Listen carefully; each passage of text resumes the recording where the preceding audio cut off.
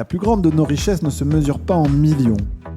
Nous vous faisons découvrir des ovnis pour vous permettre d'en devenir un, vous aussi. Sportifs, entrepreneurs, artistes, ils nous partagent chaque semaine leurs récits de véritables trésors d'informations.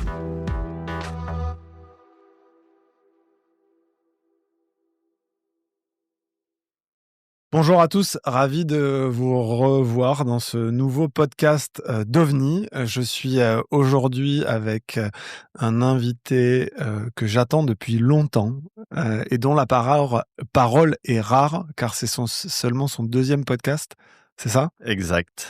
Donc Jean-Patrice Ancio, merci beaucoup de prendre sur ta pause déjeuner pour venir manger un sandwich avec moi et nous parler de ton métier, ta passion de venture capitaliste, c'est ce que tu me disais finalement.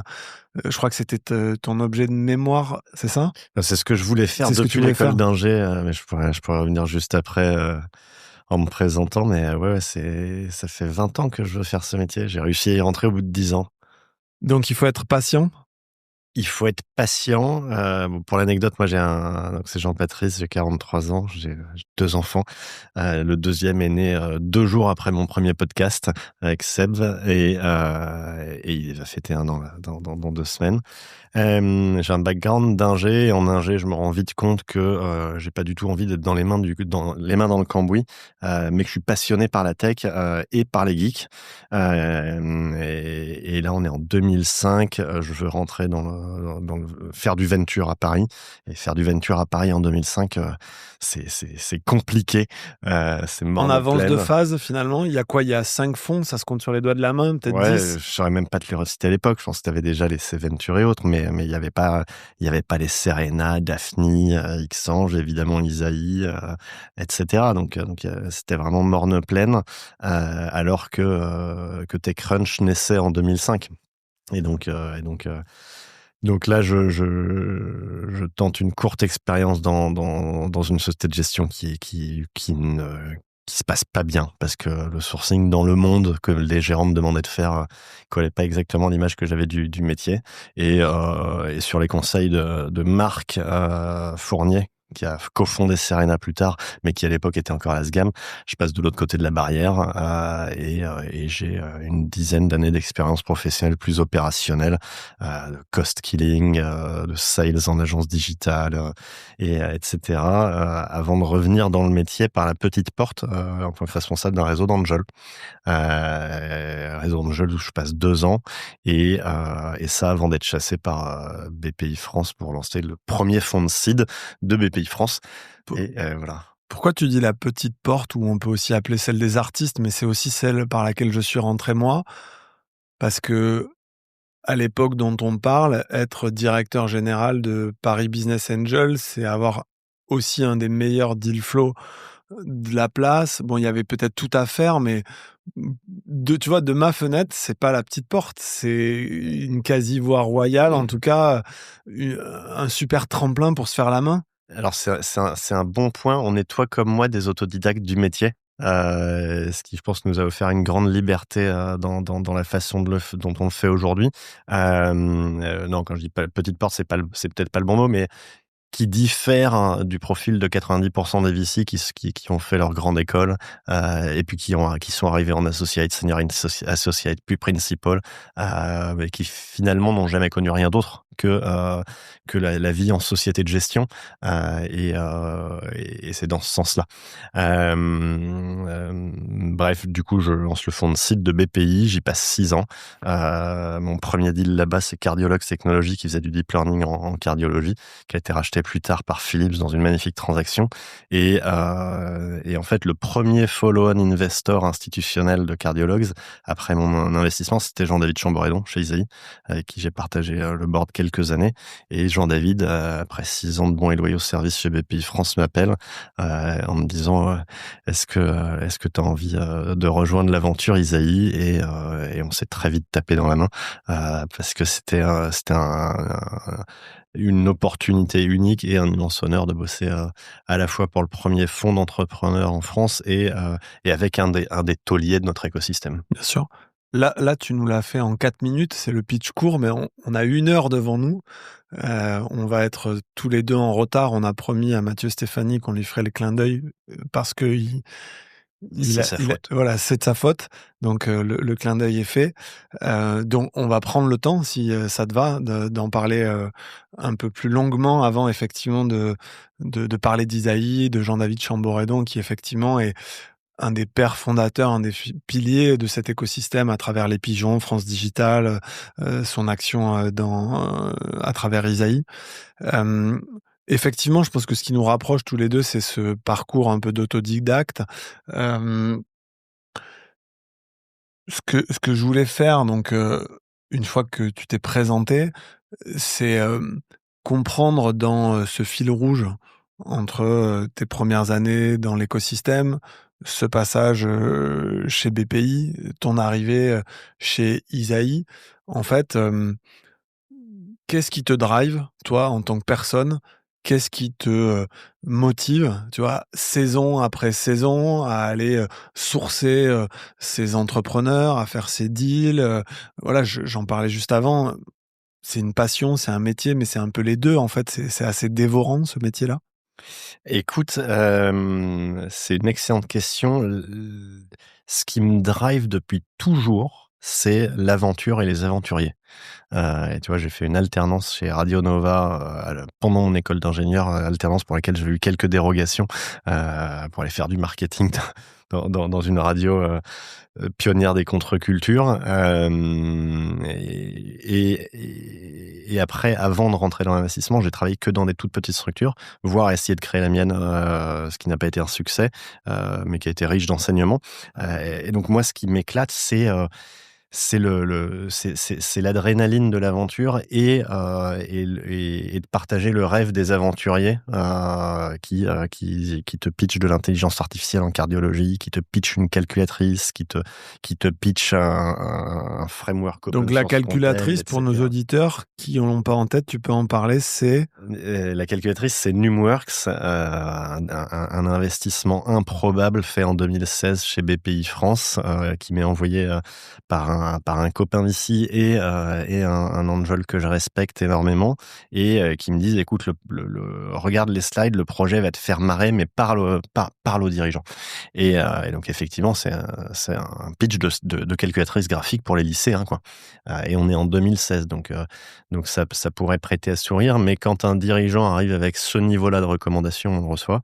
Et donc là, je rencontre Romain, le fondateur de Numworks, polytechnicien, ancien d'Apple, chez qui il avait passé pas mal de temps dans la Silicon Valley. Il était rentré en France pour monter une agence de développement mobile à l'époque de l'essor des smartphones et qu'il avait revendu. Donc pas un piou-piou, hein, un mec qui a des kilomètres au compteur et qui était passionné de maths et qui s'était rendu compte qu'il y avait une anomalie de marché. Et en fait, son pitch, c'était cette anomalie de marché, l'oligopole Casio-Texas HP, qui tenait prisonniers les élèves et les profs depuis 30 ans, qui n'innovait plus et qui te vendait le même produit qu'il y a 20 ans au même prix, alors que quand tu fais le parallèle avec ton mobile, il y a 20 ans, tu avais un frigo qui te coûtait une fortune dans la poche, et aujourd'hui, pour 20 balles, tu as la télé haute définition dans la poche. Et donc, il dit, c'est la voie royale pour disrupter ce marché et proposer un produit nouvelle génération, avec les designs de l'époque, open source pour permettre à tout un chacun de contribuer, professeur inclus, et c'est ce qu'il a fait. Et il a levé 1 million sur un PowerPoint pour un projet hardware, solo founder, monoproduit, tout ce qu'il faut pas faire ou ce qu'on te dit de pas faire dans notre métier. Et finalement, il a fait un énorme carton avec cette boîte. Il y a des exceptions qui confirment, les règles et c'est ça notre métier d'investir sur ces outliers-là qui vont, faire mentir les statistiques finalement. Exactement. Les exceptions enfin, les règles sont là pour t'apporter un cadre et une discipline qui est indispensable, et un framework de pensée, d'analyse des dossiers. Elles sont aussi faites pour être franchies intelligemment, à condition d'en avoir conscience, de le faire avec lucidité, de le faire collectivement, quand tu as le bon moteur de décision dans un partnership. Et voilà. Si ça te va, sur, cet épisode, maintenant qu'on a présenté un peu ton parcours, j'aimerais rentrer dans le vif du sujet et balayer un peu plus, même s'il y a déjà des épisodes qu'a tourné notre associé Mathieu avec, Jean-David Chamboredon qui explique bien les coulisses d'une boutique, comme Isaïe. J'aimerais bien qu'on parle de la société de gestion Isaïe. Qu'est-ce que vous faites? C'est quoi les fonds, les stratégies, et cetera? Faire un zoom un peu plus complet sur le fonds, le tien, seed, pré-seed, hem, rentrer dans certains deals que tu as faits, comprendre comme tu viens de le faire avec, cet exemple intéressant des calculettes, ben, comment tu construis ta thèse d'investissement, comment tu regardes un dossier. On a plusieurs milliers d'auditeurs par mois et en fait, le but de ce podcast, c'est, ben, que cette connaissance qu'on acquiert sur le tas, avec, des cafés, avec des VC, avec des deals qu'on fait et cetera, ben, on puisse la rendre un peu plus publique et en faire, accéder au plus grand nombre et si ça te va, on finirait bien sur, les grandes tendances, que vous regardez et les derniers deals que tu as faits. Hem, Si on devait résumer en une phrase, heu, l la société de gestion Isaïe et un peu ces différents univers, comment tu le ferais aujourd'hui? Parce que donc pour redonner le contexte, tu as rejoint Isaïe après BPI en tant que general partner, ce qui veut dire que tu gères une équipe, vous collaborez à 3 sur un fonds, donc Jean-David Chamboredon, François Collet et toi, mais il y a d'autres fonds qui sont aussi gérés au niveau de cette, société de gestion. Exactement. Quand on parle d'un fonds d'investissement, en réalité, c'est un abus de langage. On parle d'une société de gestion. Cette société de gestion, elle peut avoir un métier, une stratégie d'investissement ou en avoir plusieurs. Et le métier historique d'Isaïe, c'est l'early stage venture. Par early stage, on entend pré-seed, seed, quelques exceptions près, série A. Entre-temps, Isaïe est une société de gestion. À l'échelle de notre métier, on a 15 ans. On a été créé en 2010. On est le premier fonds d'entrepreneurs, la première société de gestion d'entrepreneurs de la tech en France. Pourquoi d'entrepreneurs? Parce que cofondé par des entrepreneurs, Pierre Kosciusko-Morizet, Stéphane Trépoz, Geoffroy Roux de Bézieux, et backé par des entrepreneurs. Backé par des entrepreneurs, c'est-à-dire qu'aujourd'hui, il y a une communauté de quasiment 500 entrepreneurs qui investissent dans nos fonds, fonds après fonds. Tu as une idée juste par rapport à l'AUM global d'Isaïe, ça représente quoi? 5%, 10%, 20%? Parce qu'effectivement, en proportion, finalement, ces entrepreneurs en nombre, ça représente un nombre conséquent, mais finalement, par rapport à, l'argent total géré, c'est quoi à peu près les grandes, Je déteste dire des bêtises, donc je vais pas te dire le mauvais chiffre, mais c'est pas du tout minime parce qu'on a des entrepreneurs qui peuvent mettre des tickets de 1 à quelques millions. Il y a évidemment plein d'entrepreneurs qui, en fonction des liquidités dont ils disposent, ou des exits qu'ils ont fait, qui peuvent mettre des tickets de 100, 200K, mais ça représente un volume important. et c'est ce qui ancre généralement le fonds? C'est-à-dire qu'en 2010, quand la société de gestion a été créée, probablement que c'est ce mouvement d'entrepreneurs-là Bien sûr. qui a permis d'attirer dans un second temps, les investisseurs institutionnels. Sans trahir de secret, c'est exactement ce qui s'est passé pour nous côté OVNI, où 180 entrepreneurs nous ont amené les 30 premiers millions et 3 instits nous ont amené les 30 millions suivants. Et ça valide le modèle, la confiance des entrepreneurs, surtout quand tu es un fonds d'entrepreneurs et derrière, on verra aussi comment ça infuse, dans tous les aspects de notre métier et de la vie de la société de gestion, que ce soit dans le sourcing, dans l'analyse des dossiers, dans l'accompagnement des boîtes. Si je Donc Isaïe, fonds d'entrepreneurs, multifonds, c'est ça? Multistratégie. Multistratégie. La stratégie historique, donc c'est l'Early Stage Venture. Stratégie gérée par Jean-David, moi-même et François Collet. Il y a la stratégie de grosse buyout. Donc là, c'est du private equity sur des sociétés qui font plus de 10 millions de chiffre d'affaires, qui sont rentables. Stratégie qui est gérée par Pierre Martini, Nicolas Martineau et Christophe Opinel. Une stratégie de venture debt récente et une dernière stratégie qui est une stratégie de fonds corporate corporate mono LP. Venture debt, pour les gens qui sont pas familiers et qui nous écoutent, ça correspond à quoi exactement? C'est des instruments non dilutifs qui sont ni de la dette pure, à savoir un métier de banquier, ni de l'equity avec prise de participation au capital. C'est des obligations finalement, c'est essentiellement? c'est des obligations et un mix d'instruments qui visent à financer en dette des assets plus risqués que ce que financerait ton agence au coin de la rue. Et dernière stratégie, les fonds corporate. On gère cette activité à la fois avec Capgemini et à la fois avec Bouygues sur des stratégies dédiées. Chaque stratégie d'investissement a vocation à ne jamais croiser une autre stratégie. En revanche, chaque stratégie d'investissement nourrit les autres en termes de knowledge et network. À titre d'exemple, le fonds qu'on gère avec Capgemini est un fonds qui investit mid-stage, donc série B, série C, série D, des très gros tours en followers sur des boîtes principalement américaines. Donc c'est une formidable fenêtre sur le marché américain et ça permet de développer aussi le network aux US. Donc, on en parlait juste avant d'enregistrer. Isaïe est devenue une très belle société de gestion. Tu me parlais de 4 personnes, back, middle office. Combien de collaborateurs au total? Alors, 4 personnes clés, mais il y en a un tout petit peu plus. Au total, on est une trentaine. Ok. Une trentaine, ça reste une jeune et très belle boutique qui a encore vocation à grandir et grossir. Si on fait un focus sur finalement le fonds Venture, avec lequel vous faites du seed, donc vous êtes 3 personnes à le gérer. Jean-David, qui est, comme on l'a expliqué, le fondateur historique. François et toi, qui êtes arrivés quasiment en même temps pour gérer ce fonds numéro 3 et le 4. Ça, on l'a pas mal expliqué dans les podcasts OVNI, un peu ces différentes phases dans la vie d'un VC. Il y a la phase de collecte, la phase d'investissement, et puis tu re-rentres dans une phase de collecte. Donc, à l'heure où on enregistre, vous êtes finalement sur la fin du fonds 3 et en train de lancer le fonds 4. C'est Exactement. ça? Alors c'est même plus que ça. On communiquera bientôt dessus. Le fonds 4, la levée du fonds 4 a démarré il y a pas longtemps et avance bien.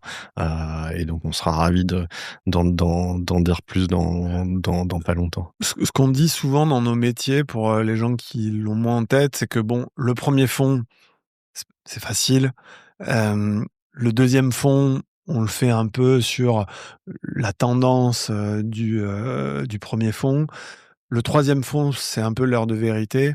Quand on est au fonds 4, c'est qu'on est un acteur établi, qui a démontré un savoir-faire, du DPI. Donc pour les gens qui n'ont pas l'acronyme, c'est le cash to cash, c'est où on Le en vrai est. Voilà. retour sonnant et trébuchant.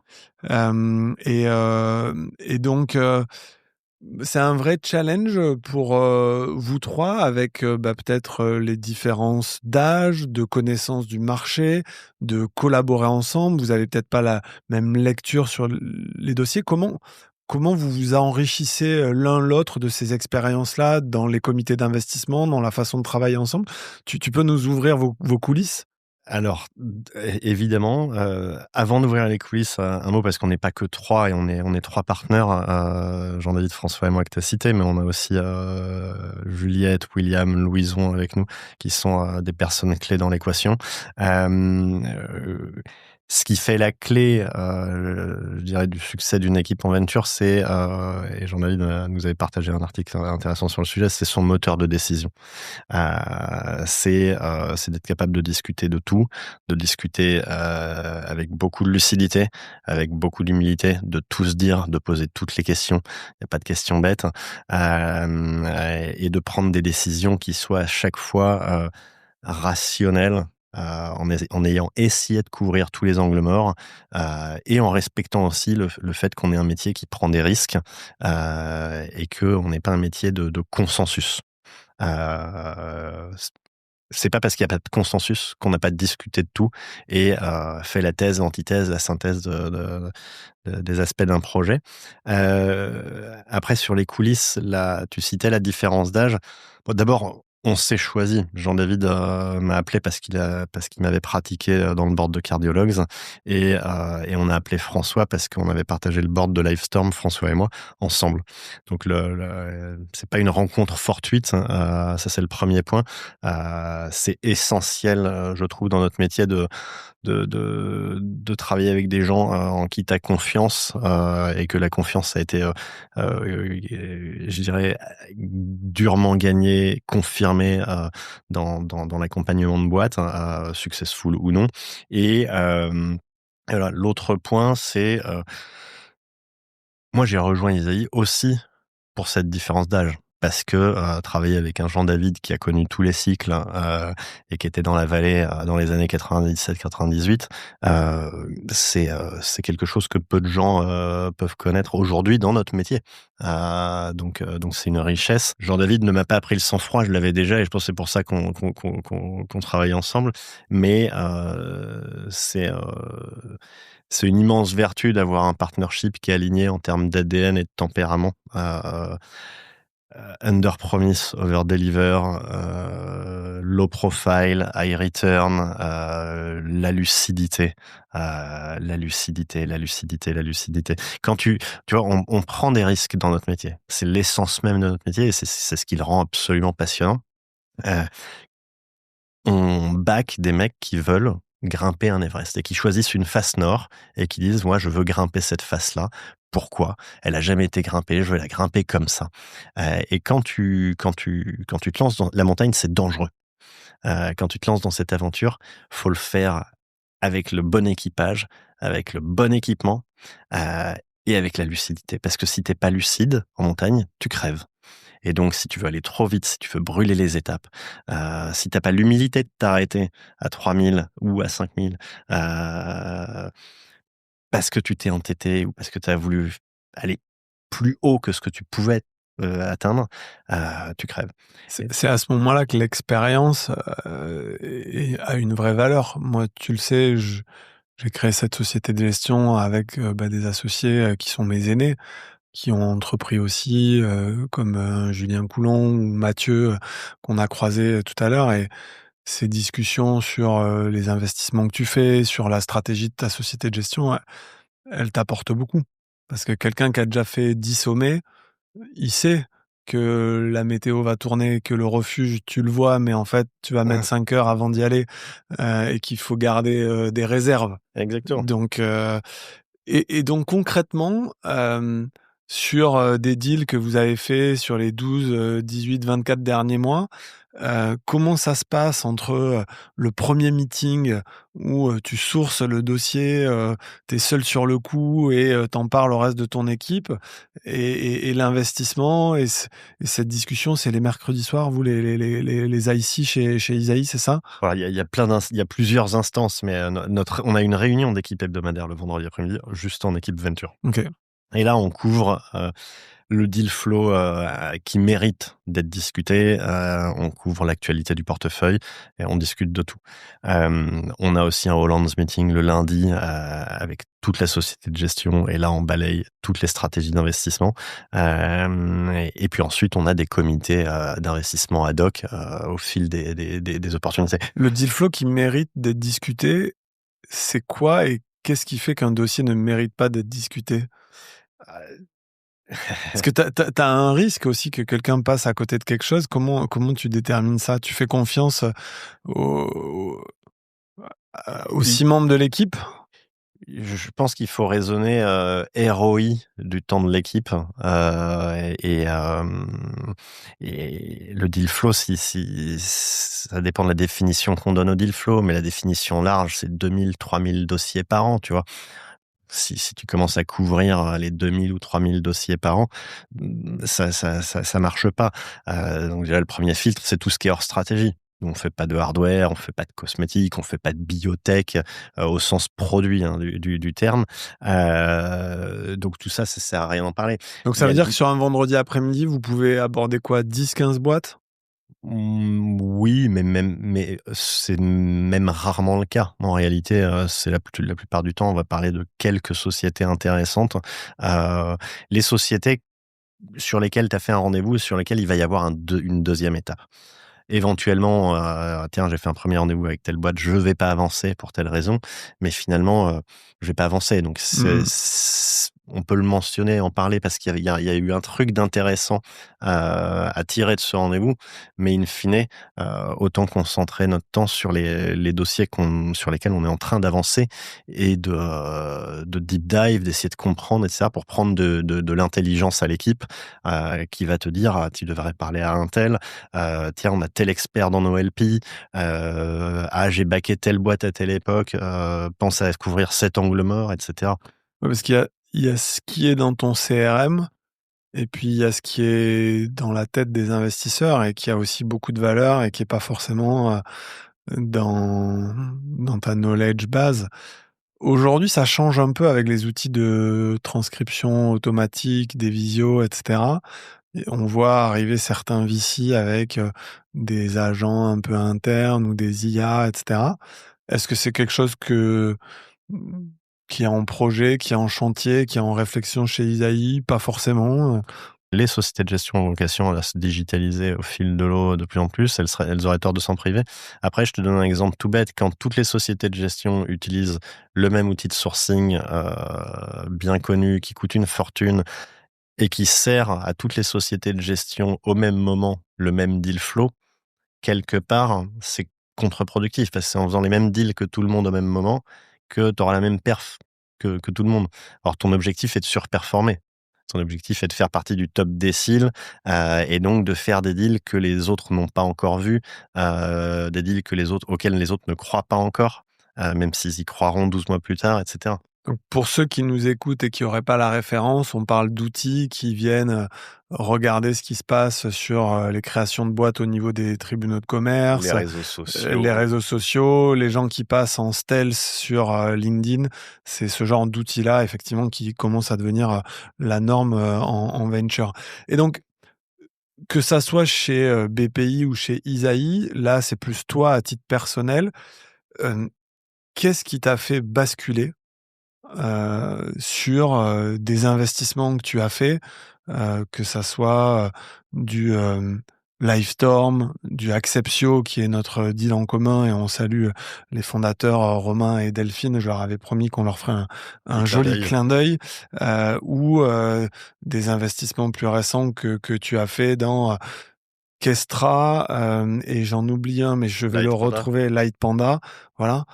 Qu'est-ce qui te fait basculer? Tu te définissais comme un sniper, quelqu'un qui fait un ou 2 deals par an, très chirurgical.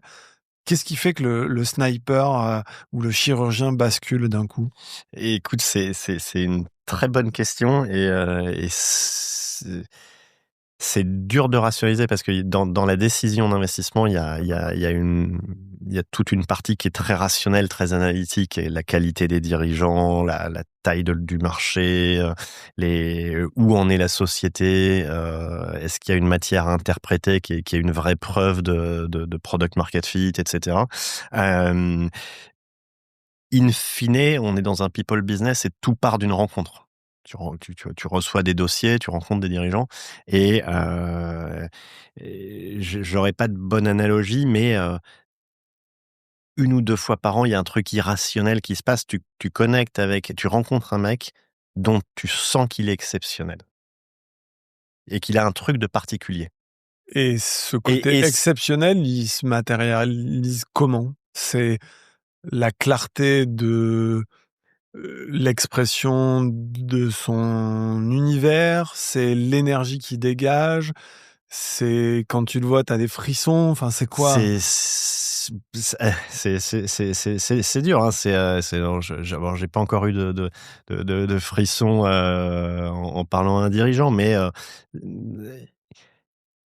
un truc intellectuel où déjà tu sens que tu as une tronche devant toi, donc c'est à nouveau à la fois un truc, de pur intellect, le niveau du dirigeant, heu, un truc d'énergie, un dirigeant qui est capable dont tu sens qu'il est capable de bouger des montagnes, dont tu sens qu'il est pas uniquement perché dans son cerveau, à conceptualiser une opportunité, mais qui est capable à la fois de conceptualiser l'opportunité, et de nettoyer les toilettes et de lever des fonds, et de recruter une équipe parce que c'est un entrepreneur.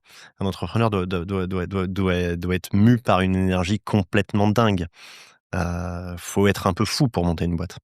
Donc un truc d'intellect, un truc d'énergie, hem, un truc de passion, de mission. Enfin, l'histoire qu'il te raconte, bon, il y a un truc essentiel, c'est le fit entre le founder et son projet. Je backerai pas des dirigeants, d'écoles de commerce, et j'ai rien contre les dirigeants d'écoles de commerce, et j'ai plein dans mon portefeuille de dirigeants qui sont passés par les écoles de commerce. Mais l'équipe qui sort d'école de commerce, qui fait un copycat d'un truc qui marche à l'étranger, heu Pas pour toi. ça me fait rien, tu vois? Ça me fait pas vibrer. Et pour autant, il en faut, et ça peut créer de la valeur, et ça fera gagner de l'argent à certains dirigeants et certains actionnaires, mais c'est pas la thèse. Donc vraiment ce truc d'intellect, ce truc d'énergie et ce truc de mission. La Qu'est-ce qui s'est passé dans la vie du dirigeant ou dans sa précédente expérience professionnelle qui l'a fait se heurter à un truc où il s'est dit: «Mais c'est pas possible, il faut que je fasse un truc», et ça l'empêche de dormir, et il plaque tout, et il décide de lancer sa boîte et de faire la première boîte qui va faire de l'intelligence artificielle en cardiologie. Ou alors il bug dans les rayons d'Auchan quand il voit la même Casio et la même Texas qu'il y a 20 ans, et il se dit: «Bah, c'est du foutage de gueule, je vais faire une calculette. Il faut que cette anomalie cesse». C'est Heu un roman qui te parle, du consentement et du RGPD et et en qui peut fait, t'en parler des voilà. heures et des nuits entières parce que c'est une passion pour lui, et Dieu sait que jamais j'aurais imaginé investir dans les cookies, sauf qu'il a réussi à m'embarquer. Il a une telle passion, il a une telle connaissance autour du sujet qu'il réussit à te faire réaliser l'importance de ce sujet, à te faire réaliser l'importance aussi de l'opportunité, heu et la beauté du modèle de go-to-market d'un Acceptio. Sur, tes deals plus récents, Kestra, Lightpanda, donc c'est quoi le point de bascule, ta thèse d'investissement, si on rentre un peu plus dans le concret? Light Panda, avec des gros mots, c'est le headless browser for machines. Donc un browser sans interface graphique, pensé pour les machines étant les bots et les agents IA. Le point de bascule, il est, entre guillemets, c'est un peu triché parce que le projet est lancé par Francis, qui est l'ancien cofondateur CTO de Blueboard. Blueboard qui faisait un SaaS, d'analytics pour le e-commerce, que j'avais backé chez BPI, et qui avait développé on top de Chromium, qui est la version headless de Chrome, une technologie de scrapping à grande échelle pour collecter la donnée qu'il packageait ensuite dans ce SaaS à destination des marques. Blueboard, qui est une jolie histoire qui s'est très bien terminée. Et donc Francis, on reprend contact des années plus tard, il y a 2 ans, parce qu'il m'envoie un dossier d'entrepreneur, et à cette occasion, je prends de ses nouvelles, et il m'explique que, il a quitté, ou il est en train de quitter la boîte, qui les avait rachetés, et qui bosse sur refaire un browser from scratch, donc un navigateur internet from scratch, un navigateur headless, parce que c'était le plus gros problème qu'il avait chez Blueboard. Donc tu vois, à nouveau, il y a vraiment ce truc de fit entre le founder, son idée, la jeunesse de cette idée. Le timing Pourquoi aussi. est-ce que ouais, le timing. Pourquoi est-ce que tu décides, de t'emmerder à refaire un navigateur from scratch, tu vois? Et en fait, c'était notre plus gros problème chez Blueboard. Ça nous coûtait, c'était un gros poste de coût à l'époque, et on avait des problèmes de performance parce que Chromium n'est pas pensé pour ça à la base. Ça n'est qu'un hack. Il y a pas d'équipe, Mmh. headless browser chez Google. Et donc à l'époque, quand on parle de ça, on pense pas encore agent. On pense, scrapper, bot, et cetera. Et en fait, c'est à ce moment-là explose le sujet des agents, et je vois littéralement en call, tu sais, comme dans les petites bulles de BD, la bulle, à côté de sa tête faire tilt et se dire: «Mais en fait, le headless browser que je suis en train de faire, il a une opportunité absolument gigantesque, et un time to market qui est absolument dingue». Et là-dessus, tu identifies ça, tu écris ta note, Tu vas voir tes associés, tu investis combien? Plusieurs millions? Ça se passe Là en combien de temps? Là-dessus, on est le lundi 6 janvier, on en parle, on se parle à plusieurs reprises l'an dernier, et je vois le truc, mûrir, et progresser. Je rentre de congé parental, paternité le lundi 6 janvier à 9h. C'est mon premier call. Je fais le call avec Juliette et on sort de call, enfin on s'envoie des WhatsApp pendant le call, en mode, bah, ça y est, je suis bouillant, quoi. Je pense qu'il faut faire on en parle tout de suite à l'équipe. On le fait pitcher, dans les jours qui suivent, et on signe une term sheet, je sais pas, c'est en 10 jours, Il 2 y a une semaines, même espèce pas. d'évidence quand tu as face à toi, un entrepreneur que tu dois financer. Ouais. C'est obvious et comme tu dis, tout le monde sait dans l'équipe d'investissement que c'est celui-là et qu'il va falloir tout faire pour gagner le dossier.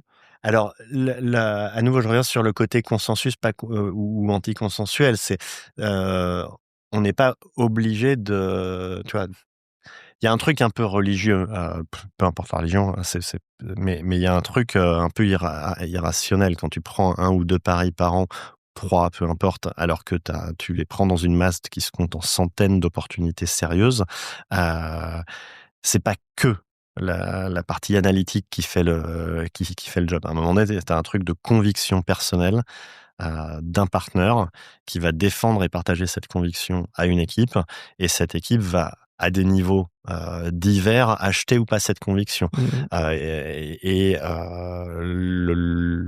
Tout l'enjeu étant d'être capable, avec du sang-froid, de mettre de côté, ton intuition, et cetera, pour rationaliser tout ça et voir si oui ou non, c'est une opportunité qui mérite d'être creusée puis, investie, et de la passer au prisme de cette discussion d'équipe, de ce moteur de décision, pour dire: «OK, on y va».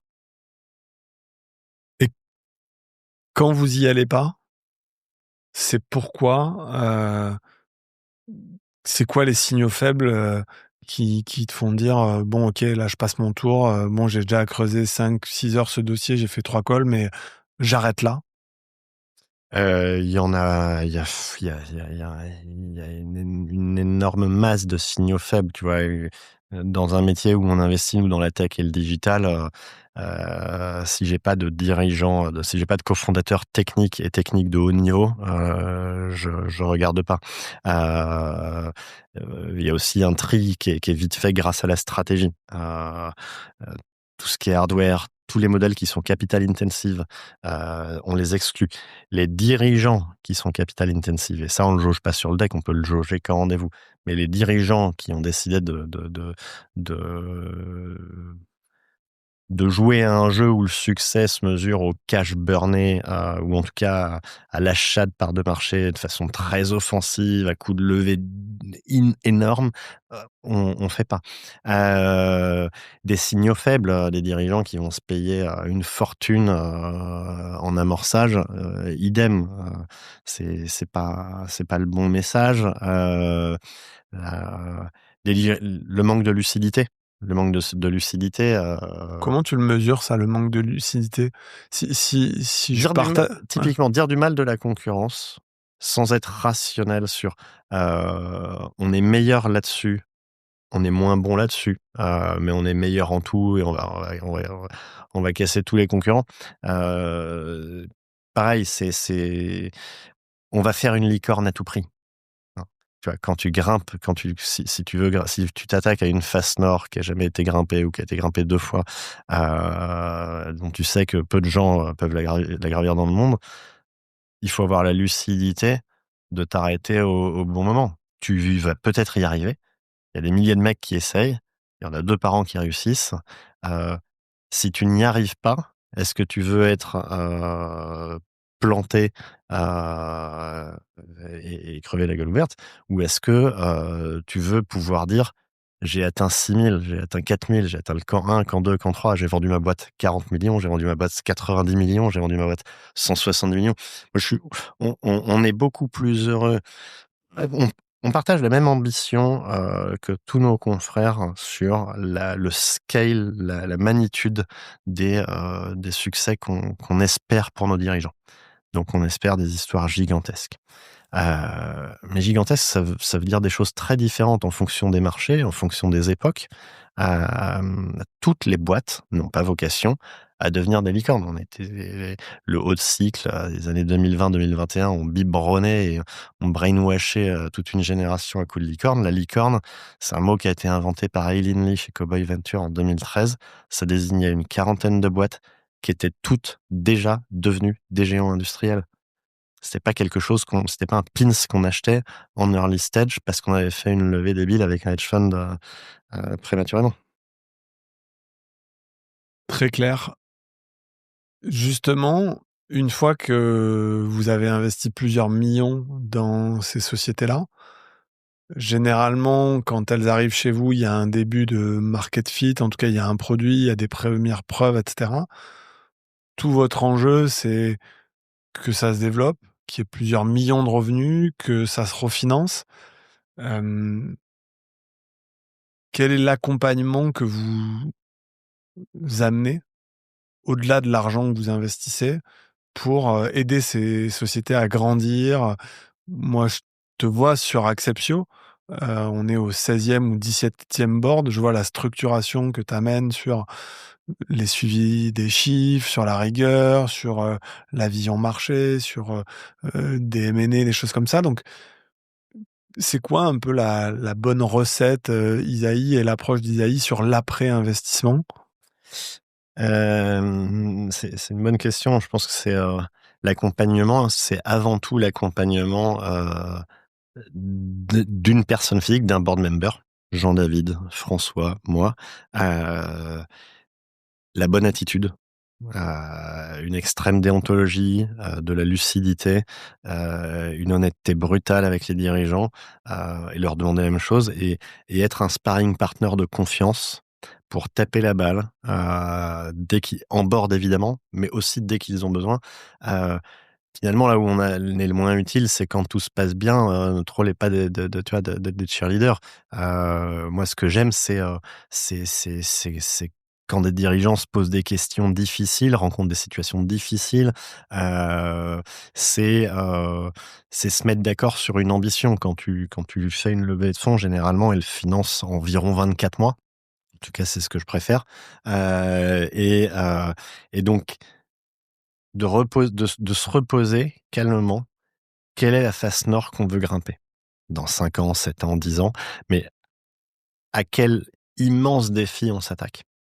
Et une fois qu'on a dit: «On veut devenir le leader de telle catégorie existante ou qu'on va créer», quel est le rétro-engineering de ce chemin jusqu'à 8 000? Quelles sont les grandes étapes? Et du coup, quand on arrive à aujourd'hui, post-invest, sur les 2 prochaines années, qu'est-ce qu'on doit démontrer si on veut être cohérent avec cette ambition? Et donc le point de départ, très souvent, c'est: «Quelle est ma face nord?» Parce que assez souvent en early stage, tu as des dirigeants qui ont une intuition, qui sont capables de verbaliser cette intuition, mais cette verbalisation, c'est pas encore la face nord, c'est pas encore la punchline, c'est pas encore «Je veux être le premier open source headless CMS», et cetera, tu vois? Très souvent, il y a cette étape de on a cette intuition, comment est-ce qu'en la ponçant, je réussis à formaliser mon ambition? Je veux devenir ça. Donc c'est affiner le projet, la première étape, et être aligné sur, l'objectif, et si ça bouge, pour des raisons de marché, pour des raisons externes, et cetera, rester bien aligné et toujours, mesurer, c'est ça, votre stratégie, et où on en est du projet, c'est ça? Alors non, alors je parle pour moi, hein, parce que je pense que il y a autant de façons de travailler avec des dirigeants qu'il y a de board members. Moi, il y a vraiment juste d'abord ce sujet de lisibilité, de clarté. Ce qui s'entend bien s'énonce clairement. Si on n'est pas capable de dire: «Je m'attaque à tel sommet», je vois pas comment on est capable de se fixer les bons objectifs à 24 mois, et d'être cohérent sur ces objectifs-là par rapport au scale d'ambition qu'on a. Une fois qu'on a verbalisé ça, c'est à horizon 24 mois, qu'est-ce qu'on veut démontrer? C'est-à-dire que si je veux devenir ça, dans les 24 prochains mois, il faut que je sois capable d'avoir démontré telle traction en termes de revenus. Il faut que je sois capable d'avoir démontré que telle typologie de clients achetait, rachetait, upsellait, etc., etc. Écoute, merci beaucoup. On arrive sur la fin de l'épisode. Souvent, on prend le temps dans la fin des épisodes que j'enregistre pour donner des conseils à soit des entrepreneurs, soit des gens qui veulent se former au métier du venture capital. Si tu regardes ton parcours avec bienveillance, ces 15-20 dernières années dans l'industrie, quels sont les conseils que tu aurais aimé qu'on te donne plus tôt? Hem, Qu'est-ce que tu ferais différemment et quels sont un peu les points d'attention que tu aimerais partager avec les gens qui nous écoutent?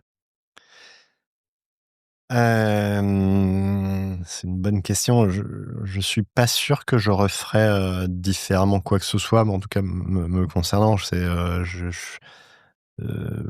toutes ces expériences et parfois ces échecs m'ont nourri et font de moi l'investisseur que je suis aujourd'hui. Donc ça, je ferais pas différemment. En revanche, j'insisterai sur l'extrême déontologie, dont on doit faire preuve dans ce métier, que ce soit côté investisseur comme côté entrepreneur. L'importance d'une extrême lucidité, d'une extrême humilité, heu, le respect immense qu'on doit aux entrepreneurs et que les entrepreneurs se doivent entre eux et que les investisseurs doivent aux entrepreneurs, parce que c'est les entrepreneurs qui prennent des risques, qui sont aux manettes. Et donc, certains comportements dans notre métier, moi, ont pu me tendre sur les écarts par rapport à la confidentialité, entre autres, mais pas que.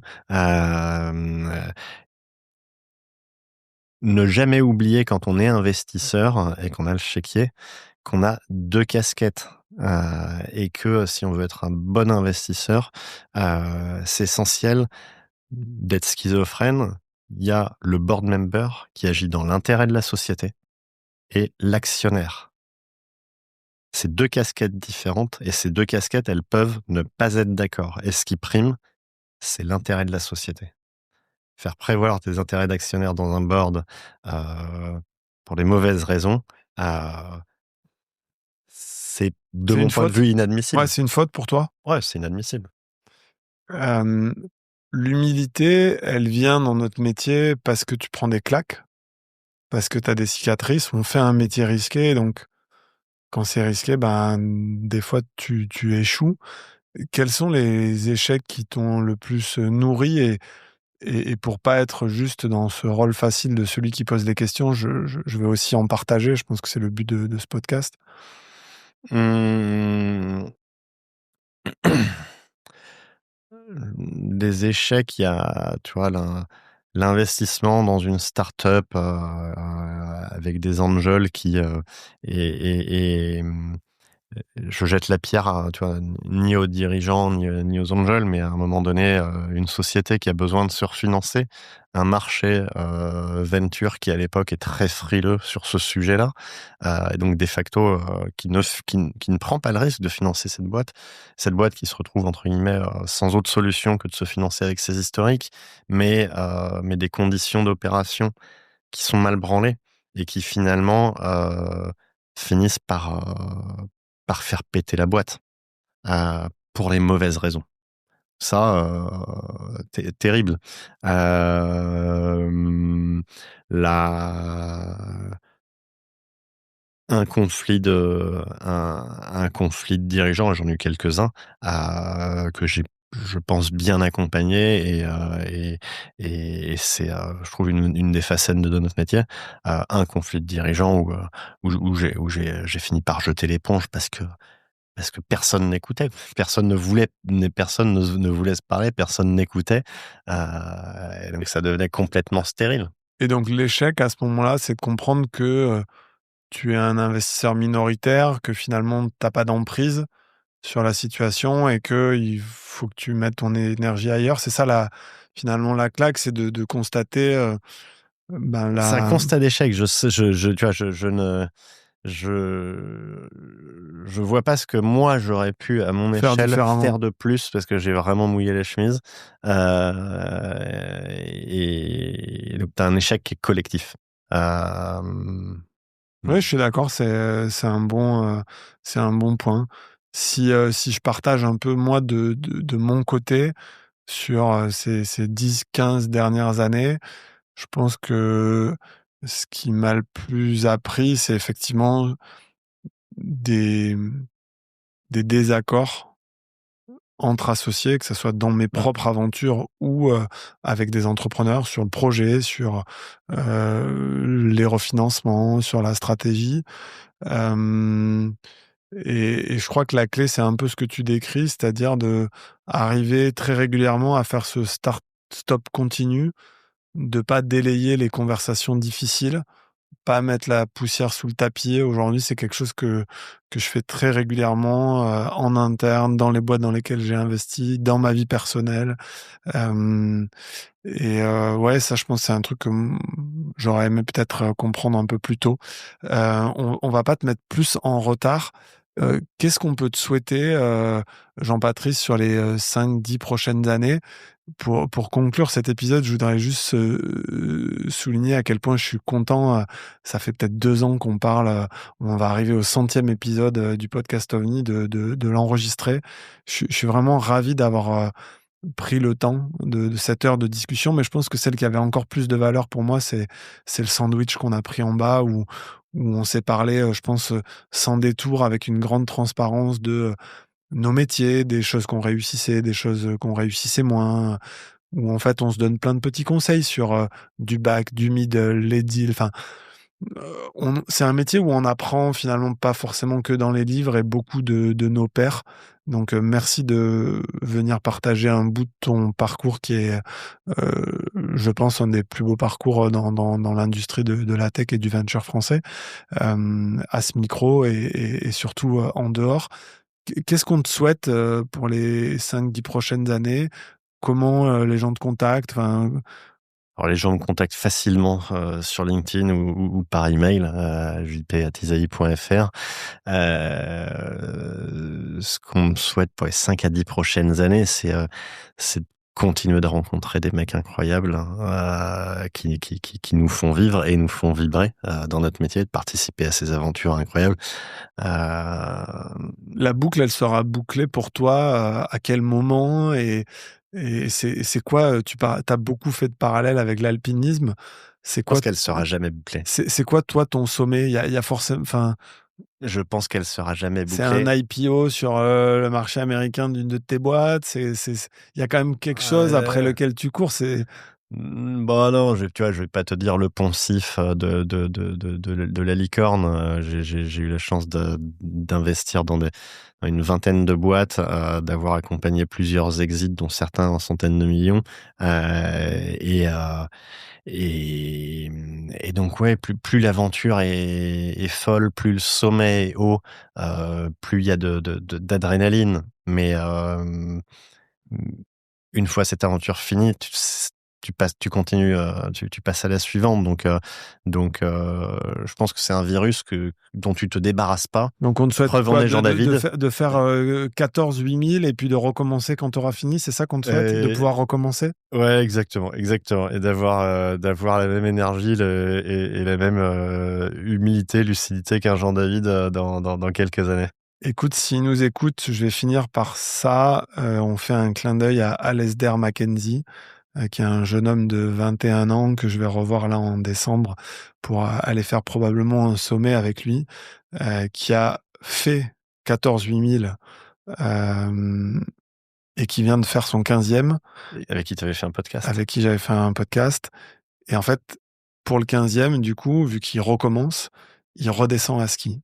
Donc, on l'embrasse. Et si vous le suivez pas encore ou si vous n'avez pas écouté son épisode, une fois que vous aurez écouté celui-là avec Jean-Patrice, vous pouvez courir et télécharger celui avec Alasdair Mackenzie, parce que c'est un épisode qui change, mais qui est tout aussi instructif sur, voilà, ces parallèles qu'on fait avec, l'alpinisme et pour le coup, lui, il la vit, pour de vrai et il s'engage, heu, physiquement, Mmh. au plus haut niveau, quoi. Merci beaucoup pour ton Merci temps. à Merci toi. à tous, heu, ceux qui nous suivent, qui nous font des commentaires. On a plein d'épisodes qui buzzent en ce moment, celui avec Stéphanie Hospital, celui avec, de One Ragtime, celui avec Adam de Yellow. On a commencé avec, les souscripteurs du fond, avec, les boîtes, qu'on a backées chez OVNI et on est ravis de faire, sur ce deuxième semestre, 2025, les confrères avec lesquels on co-investit, avec lesquels on a envie de continuer à co-investir et de gravir quelques sommets de plus ensemble. Avec plaisir. Salut tout le monde, à la prochaine, merci. Salut.